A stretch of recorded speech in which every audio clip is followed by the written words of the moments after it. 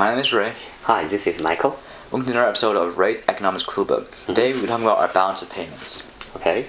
So basically, what is our balance of payments? Our balance of payments is basically, first of all, our current account and financial account.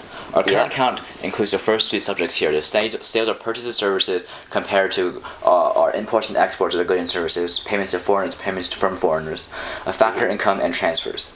So, when it comes to sales and purchases of goods and services, we look at payments from foreigners. For instance, we pay.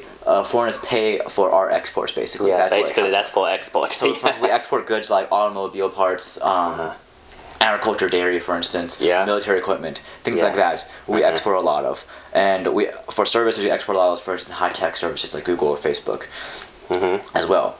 And imports basically are payments to foreigners. We pay for their goods and services. For instance, we pay for raw materials like oil from the Middle East, or maybe raw material like plastic parts from China, etc., iPhones from China, etc. Or services like, for instance, a lot of call centers tech support is from India, factually speaking. And so we pay for things like that. But overall, we pay for more goods and services than we actually sell worldwide. So our net balance in the sales of purchases and goods and services is negative 700 billion. And so when it comes to factor income, however, we have a slight surplus of 119 billion, where we have more factor income, for instance, factor income payments from foreigners than to foreigners. Yeah, basically factor income is whatever U.S. people earned overseas. The U.S. people, including U.S. Individuals and the U.S. company. Okay. For example, Disney World's profit at Hong Kong. It's counted as factors income in the United States, okay? And Japanese workers at the Honda plant site in the United States is counted actually paid to Japanese nationals, okay? And this makes sense that we have a slight surplus here because the U.S. is home to a lot of multinational corporations, and so we probably have a lot of workers working for them. And so transfers, finally, we notice we have a slight negative 128 billion deficit in transfers, mainly because on the southern border, you'll probably see a lot of advertisement of how to wire money back to Mexico, because a lot of people on the southern border, along the southern states, have a family in Mexico or mainly in Mexico, and so we have a lot of wire money in Mexico, and that almost makes a bulk of our transfers that cause our deficit to other countries instead of from other countries. And so we overall have a current account deficit of around $705 billion. So all that US dollar money is going to other countries. And all that money that we have abroad, all that US currency we have abroad, foreignly abroad, has to be accounted for in another account as a financial account. And that causes us to have a financial account surplus. Financial account looks at our official public asset sales and purchases and private asset sales and purchases. For instance, public would be like government treasury bonds. For instance, Japan buys our treasury bonds. That would be payments from foreigners. A lot. But we buy other foreign treasury bonds, Japanese treasury bonds maybe, Chinese bonds, whatever. That would be payments to foreigners. We have a slight deficit in current public asset sales and purchases. However, we have a strong surplus in private asset sales and purchases. For instance, in 2008, a foreign company, InBev, bought Budweiser in 2008. That used to be an American company, but now it's bought by a foreign company, so it's payments from foreigners. Actually, it's a Brazilian and a Swiss company. Okay, and so basically, we have a strong surplus in private asset sales and purchases. So overall, financial account is a strong surplus that almost meets our current account. And theoretically, our current account and financial account, absolute value speaking, should be equal to each other. So they should cancel out to zero. Of course, there are a lot of tracking errors that happen in both accounts. So our real practical total account balance is not zero, but theoretically it should be zero. And this is mainly due to tracking error. And so that's just practically speaking. So our balance equation is talk about current account, merchandise trades, goods and services, goods basically, and service trades, plus our financial account is theoretically $0. But however, both are difficult to track accurately, so the tracking errors are abound.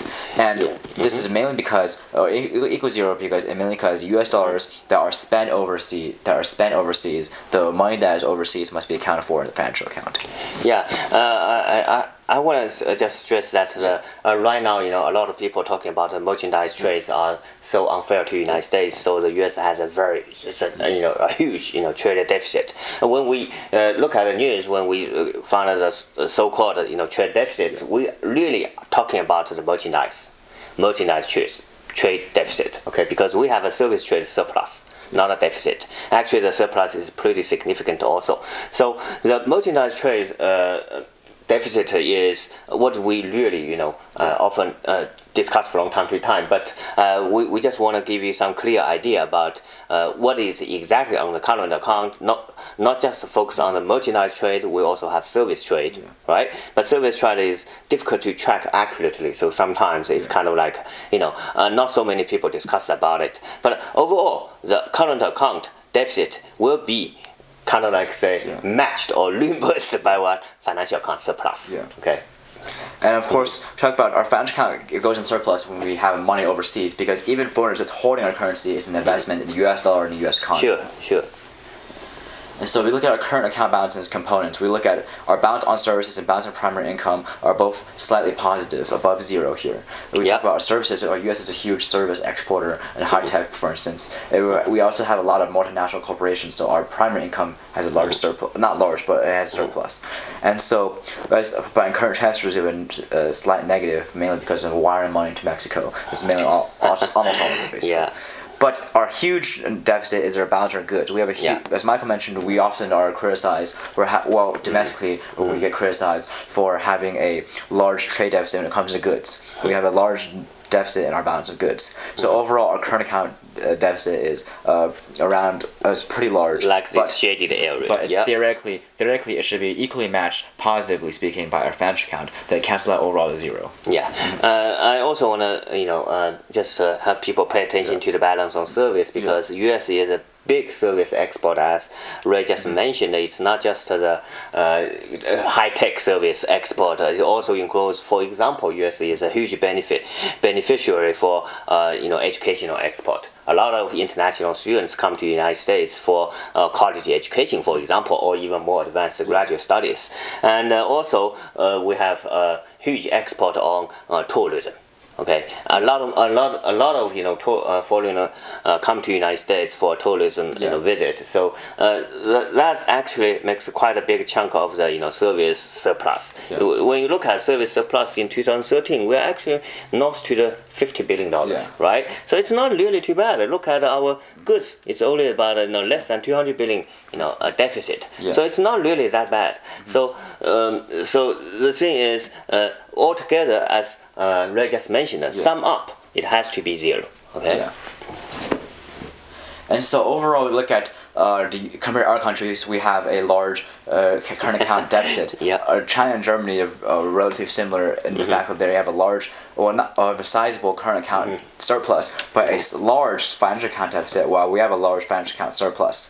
So this creates a problem for China and Germany, and a separate problem for the United States. China and Germany, since they have such a large financial account deficit, they have too much savings almost, because they hold too much foreign currency. So that results in too little foreign investment in their domestic economy.